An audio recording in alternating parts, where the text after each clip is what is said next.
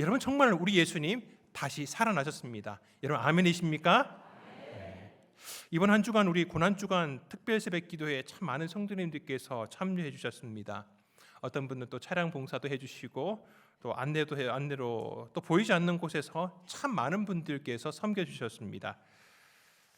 이참에 이제 구역원들 새벽 기도에 나왔으면 좋겠다라는 마음을 가지시고 우리 구역장님들 또 구역원들이 함께 성도님들이 서로 카풀을 해가면서 함께 나오시고 그렇게 섬기는 모습들이 제게는 참 늘 은혜가 됩니다.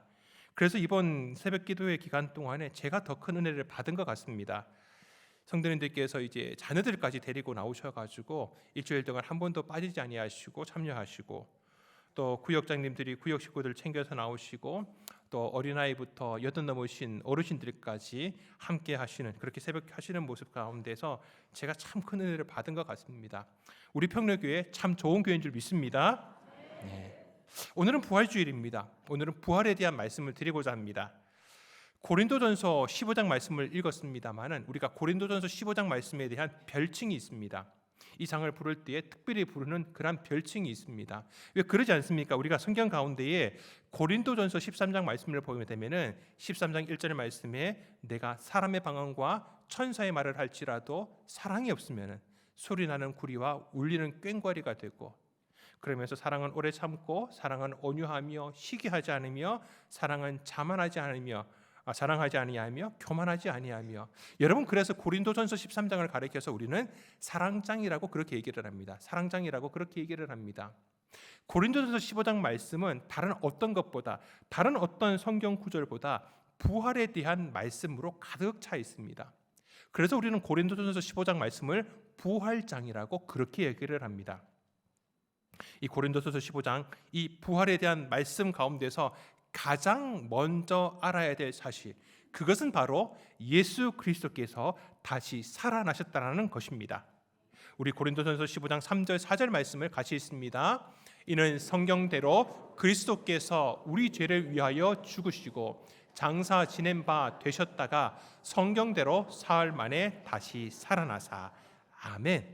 성경대로, 그러니까 예언된 말씀 그대로 우리 예수님께서 먼저 부활하셨다는 겁니다. 그런데 예수님께서 이렇게 다시 살아나신 것은 죽었다가 다시 살아났던, 예수님 이전에 죽었다가 다시 살아났던 사람이 있습니다. 바로 나사로입니다. 나사로가 다시 살아난 것과 예수님께서 다시 살아나신 것은 다른 겁니다. 왜냐? 나사로는 다시 살아났지만 또 어느 정도 사흘이 흐른 다음에 그는 다시 죽었습니다. 하지만 예수님께서 다시 부활하신 것은 영원한 다시 부활하신 것입니다. 그렇기 때문에 예수님께서 바로 부활의 첫 열매가 되어주시는 것입니다. 고린도전서 15장 20절 말씀입니다. 같이 읽습니다. 그러나 이제 그리스도께서 죽은 자 가운데서 다시 살아나사 잠자는 자들의 첫 열매가 되셨도다. 아멘. 첫 열매가 되신다라는 게 무슨 말씀이겠습니까? 그 첫 열매를 시작해서 이후로 다른 열매들이 계속해서 더 풍성하게 맺혀지게 된다라는 겁니다. 또 다른 부활의 열매가 예수 그리스도 이후에 맺혀지게 된다라는 겁니다. 그 부활의 열매는 다른 열매가 아닙니다. 바로 저와 여러분입니다. 그리고 이 시대에 예수를 믿고 있는 많은 성도들, 그리고 앞선 믿음의 선조들, 그들이 바로 부활의 열매를 맺게 될 것이라는 겁니다. 그래서 우리가 예수님을 믿는다라고 하는 것은 예수님의 부활하심을 믿는다라는 것이고, 더하여 우리도 때가 이르렀을 때에 예수 그리스도의 그 부활하심과 같이 우리도 부활하게 된다라는 것을 믿는다라는 것입니다. 여러분, 아멘이십니까? 네. 오늘 우리가 본문 말씀에서 12절에서 20절 말씀을 읽었지만은 고린도전서 15장 전체의 말씀을 보면은 그 부활에 대한 내용을 우리가 더 자세하게 살펴볼 수 있습니다. 오늘은 그 부활의 신앙을 소유한 우리들이 어떻게 살아야 되는지에 대한 말씀을 나누고자 합니다. 첫째, 우리는 부활의 삶을 현재적으로 누리고 살아야 됩니다. 사도 바울은 부활의 삶을 내세에서뿐만 아니라 현세에서도 누리고 살아야 된다라고 말하고 있습니다. 우리 로마서 8장 11절 말씀입니다. 같이 읽습니다. 예수를 죽은 자 가운데서 살리신 이의 영이 너희 안에 거하시면 그리스도 예수를 죽은 자 가운데서 살리신 이가 너희 안에 거하시는 그의 영으로 말미암아 너희 죽을 몸도 살리시리라. 아멘. 성령께서는 예수 그리스도를 다시 살리신, 죽은 자 가운데서 다시 살리신 분의 영입니다. 다시 말해서 성령은 부활의 영입니다. 그 부활의 영 성령께서 우리 안에, 우리 가운데 거하신다라는 것은 바로 마지막 날의 부활뿐만 아니라 지금 이 순간에도 우리가 그 부활의 역사하심 가운데, 그 현재 가운데, 우리의 삶 가운데 누리며 살 수 있다라는 것을 말해주는 것입니다. 물론 진정한 참된 부활의 삶은 마지막 때에 누리게 되는 것입니다. 하지만 그 부활의 영이 우리 가운데 지금 역사하심으로 통하여서 지금 우리가 부활의 삶을 살아갈 수 있다라는 겁니다. 부활의 기쁨이 있고 감격이 있고 부활의 소망이 우리 가운데 힘으로 능력으로 함께하는 줄 믿습니다. 그래서 우리는 죽음 앞에서도 당당해집니다. 죽음을 향하여서도 우리는 눈을 부릅뜨고 호령할 수 있게 되는 것입니다. 고린도전서 15장 55절 57절 말씀을 같이 읽습니다. 사망아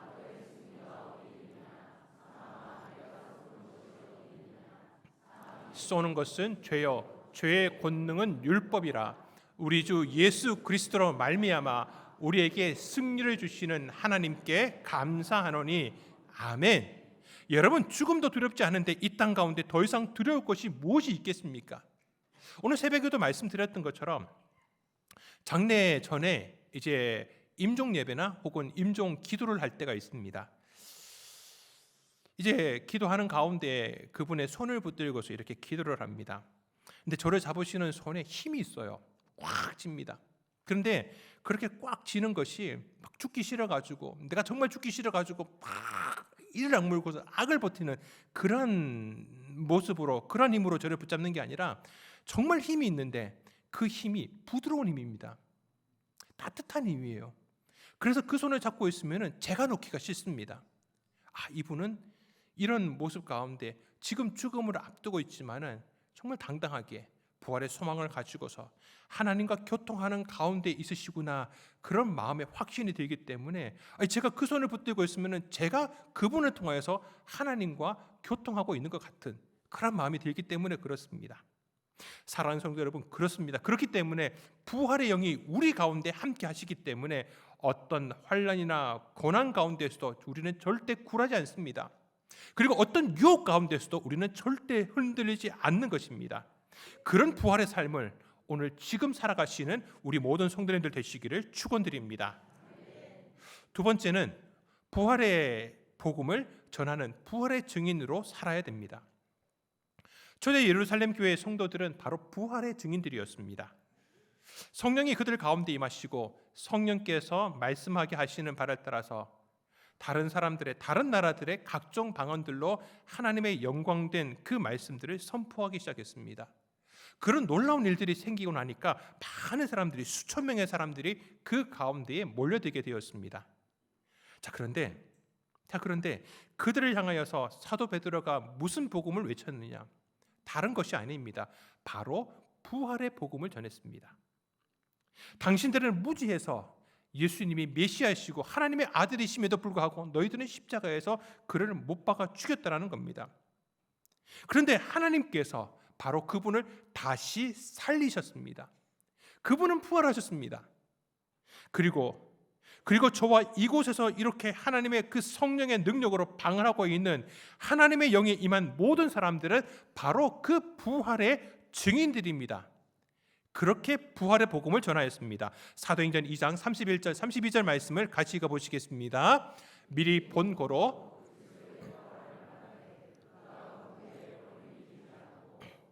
육신이 썩음을 당하지 아니하시리라 하더니 이 예수를 하나님이 살리신지라 우리가 다 이 일의 증인이로다. 아멘. 부활의 복음을 전하였습니다. 그 부활하신 예수님을 하나님께서는 주와 그리스도가 되게 하셨습니다. 우리는 그 부활하신 주님을 여러분들에게 전하는 것이고 그 부활하신 주님의 영이 우리 가운데 임하셨기 때문에 이 놀라운 일들이 여러분들 가운데 보여지고 있는 것입니다. 그때 이 말을 들은 백성들이 이렇게 다시 되묻습니다. 사도행전 2장 37절 말씀을 같이 읽습니다. 그들이 이 말을 듣고 마음에 찔려 베드로와 다른 사도들에게 물어 이르되 형제들아 우리가 어찌할꼬 하거늘. 아멘. 어떻게 하면 좋겠냐라는 겁니다. 마음 가운데 찔림이 있으니까 무언가 이 찔림 가운데서 노인받고 싶고 자기들이 잘못한 것 가운데 뉘우치며 문제를 해결하고 싶습니다. 그러니 사도 베드로와 그 부활의 증인들 앞에서 우리가 어떻게 했으면 좋겠냐라고 그 해결책을 묻고 있는 것입니다. 사랑하는 성도 여러분, 오늘날 교회도 마찬가지입니다. 교회도 이렇게 부활을 전하는 곳이어야 합니다. 그리고 그 부활의 확신한 증인들이 누구냐? 바로 저와 여러분들입니다. 그때 이 복음을 듣는 사람들 가운데에 심령의 변화가 나타나게 되는 줄 믿습니다. 우리가 다음 주일은 새생명 행복축제 주일입니다. 부활의 새 생명이 저와 여러분들에게 뿐만 아니라 우리가 나가서 복음을 전했을 때 그 복음을 들은 사람들에게도 함께 임하시고 그들의 발걸음이 우리 교회 가운데 나오는 은혜의 시간, 바로 다음 주일 새생명 행복축제입니다. 다음 주 주님께서 그 새 생명에 풍성하게 하시는 은혜가 우리 평내교회 예배당 가운데 가득하시기를 주님의 이름으로 축원드립니다. 세 번째입니다. 셋째는 교회는 바로 그 부활의 소망으로 가득한 하늘 본향의 모형입니다. 교회는 하나님 나라를 고향으로 삼는 사람들이 모여 있는 곳입니다. 여러분, 천국의 소망을 가진 사람들은 교회를 천국처럼 생각하고 교회가 우리의 삶의 중심이 됩니다. 왜냐하면 오늘날의 교회는 우리가 소망하는 영원한 하늘 본향을 모형적으로 예표해 주기 때문에 그렇습니다. 세상을 살다가 지친 성도들이 이곳에 와서 새로운 신앙의 호흡을 하게 하는 곳입니다. 광야 같은 세상에서 살다가 피곤해 지친 성도들이 이곳에 와서 하늘 양식 만나를 먹으면서 다시 소생케 되는 곳입니다. 어렵고 답답하고 슬픈 일을 당할 때에 교회에 와서 엎드립니다. 기도합니다. 눈물을 흘립니다. 그때 주님께서 위로를 주시고 다시 힘을 얻는 곳입니다. 외롭고 답답할 때, 실패하고 낙심했을 때에 하나님의 말씀 그리고 성도들이 함께 살아있는 교제를 나눔으로 통하여서 큰 격려와 용기와 새로운 소망이 생기는 곳, 바로 그것이 부활의 소망이 있는 오늘날 우리 교회인 줄 믿습니다. 우리 평내교회는 저와 여러분에게 그런 특별한 천국의 그림자이자 모형인 것입니다. 이런 사람들이 매주일마다 교회에 와서 고향 사람들을 만납니다. 여러분, 여기서 고향 사람들이라고 하는 것이 저 멀리 무슨 경상도, 전라도, 충청도, 강원도에서 이런 멀리 떨어진 객지에 살다가 이렇게 모인 그런 고향 사람들을 얘기하는 게 아닙니다. 바로 저 천국 본향의 고향 사람들인 것입니다. 고향 사람들끼리 만나서 예정을 나누고 고향 소식들을 주고받습니다. 고향 음식들을 나누어 먹습니다. 세상에서 나그네 인생을 살다가 고달프고 외로웠는데 이곳에 모이니까 다 고향 사람들입니다. 얼마나 마음이 편하겠습니까? 위로를 얻겠습니까? 세상에 푹 빠져서 내가 나그네 인생인지를 모르고 그렇게 세상의 미련 속에 잠겨 있었지만은 교회에 와서 고향 사람들을 만나고 나니까 다시 말씀을 통해서 내게 주시는 하나님의 그 사명을 다시 새롭게 깨닫게 되는 것입니다. 이것을 아는 성도들은 늘 교회 중심적인 신앙생활을 하게 됩니다. 이 교회를 위해서 나의 충성과 희생과 헌신을 드리고 눈물을 뿌리면서 사명을 감당하는 삶을 살지 않겠습니까? 사랑하는 성도 여러분, 하늘 본향, 오늘 우리 교회, 우리 평내교회를 더욱더 사랑하고 섬기시는 우리 모든 성도님들 되시기를 다시 한번 더 축원드립니다. 네 번째입니다. 우리는 이 땅 가운데 살아갈 때에 부활의 소망을 가지고 살아야 합니다. 우리는 부활을 믿는 만큼 또한 부활에 대한 소망도 함께 가져가야 됩니다. 이 땅에 사는 동안에 늘 건강하게 사셔야 됩니다. 할 수만 있으면은 정말 건강하고 또 오래 사는 것이 축복입니다. 그래도 언젠가는 이 인생의 여정이 끝날 때가 있지 않겠습니까? 그러므로 우리는 언제나 부활에 대한 간절한 소망과 기대, 그것을 가지고서 살아야 됩니다. 잘 안 믿어진다면은 오늘 읽은 이 고린도전서 15장 부활장 말씀을 읽으면서 몇 번이 아니라 100번이든지 1000번을 읽어서라도 혹은 남의 죽음을 보고서라도 우리는 부활에 대한 확실한 소망을 가지셔야 되는 것입니다. 미국에 아주 유명한 드루 대학교라고 있습니다. 그 학교에 한국인 데니 김이라는 조직 신학 교수가 있었습니다. 그런데 안타깝게도 이분은 신학을 자유주의 신학으로 배우고 공부했습니다. 그래서 자신이 조직 신학을 가르치면서도 불구하고 예수님의 육체적인 부활을 믿지를 않은 겁니다. 인정을 하지 않는 겁니다. 그냥 톨스토이의 소설에서 나오고 있는 것처럼 그냥 마음의 부활, 정신적인 부활만 믿었지 육체의 부활은 믿지를 않았습니다. 여러분, 신학교에서 조직 신학을 가르치는 교수가 부활을 믿지 않는다라는 것, 자유주의 신학이 바로 그런 것입니다. 그런데 어느 날 이 교수에게 하늘이 무너지는 충격적인 사건이 일어나게 되었습니다. 그에게는 18살짜리 외동딸이 하나 있었습니다. 그런데 하루는 이 아이가 뉴저지 가든 프리웨이를 운전하고 달리다가 그만 교통사고가 나버렸습니다. 그 사고로 인해서 그 딸아이는 바로 그 자리에서 세상을 떠나게 되었습니다. 딸의 온몸이 만신창이가 되었고 그 싸늘한 시체가 병원 시트 위에 흰 보자기에 덮여 있었습니다. 데네김 교수는 이 피투성이가 된 딸의 시체를 끌어안고 가슴이 찢어지고 목청이 갈라지는 울음을 터뜨리면서 하나님께 절규했다라고 합니다. 하나님, 과연 부활은 있어야 하겠습니다. 하나님, 과연 천국은 있어야 하겠습니다. 이제까지는 내가 부활의 주님을 믿지 못했고 내가 영원한 천국을 믿지 못하였지만은 이제는 내 딸을 위해서라도 부활은 있어야 할 것입니다. 너무나도 불쌍하고 비참하게 죽은 내 딸을 위해서라도 천국은 과연 있어야 하겠습니다. 그 자리에서 그는 절규했습니다. 그리고 딸의 장례식 순서 진행되는 동안 계속 미친 사람처럼 계속 고백하고 중얼거렸습니다. 그렇다, 내 딸은 죽은 게 아니다. 지금 성경 말씀대로 잠을 자고 있는 것이다. 그래서 언젠가 내 사랑하는 딸은 반드시 부활하게 될 것이고 그때가 되면은 나도 부활해서 천국에서 반드시 내 딸을 만나게 될 것이다. 그는 딸의 싸늘한 시체 앞에서 이제는 진정한 부활 신앙이 자기 가슴 속에 소망으로 자리 잡게 되었습니다. 자신에게는 그저 상징적이었습니다. 관념적인 부활이었습니다. 그리고 그런 신앙으로 살아가고 있었는데 이제 이 딸의 죽음 앞에서 실제적인 부활의 신앙 소망으로 바뀌게 되었습니다. 그리고 그의 신앙과 신학이 완전히 바뀌어 버렸습니다. 성경을 이제부터는 진정한 하나님의 말씀으로 믿게 되었고 그런 인본주의적인 것으로 가득했던 자유주의 신학으로부터 말씀 중심인 보수주의 신학으로 바뀌게 되었습니다. 그리고 그는 강단에서 하나님께 그 학생들에게 예수 그리스도의 진정한 육체의 부활을 가르쳤고 또한 영원한 천국을 가르치게 되었습니다. 그의 신앙도 바뀌었습니다. 딸의 죽음으로 인해서 나온 보험료가 적지 않았습니다. 그런데 그 보험료를 딸의 부활을 미리서 기념하고 소망하는 신앙으로 하나님께 감사의 예물로 드렸습니다. 그리고 주일이 되면은 가끔은 골프도 치러 가고 낚시하러 가고 그랬던 것이 다 포기하고 온전하게 주일 성수하는 신앙으로 바뀌었습니다. 그러면서 미국 전역을 다니면서 간증하고 세미나를 하고 집회를 하는 그런 참된 부활의 신앙으로 바뀌게 되었습니다. 사랑하는 성도 여러분, 부활의 믿음과 소망이 사랑하는 우리 성도님들 가운데 늘 풍성하시기를 소망합니다. 근데 어떤 분들은 또 그런 걱정을 하시더라고요.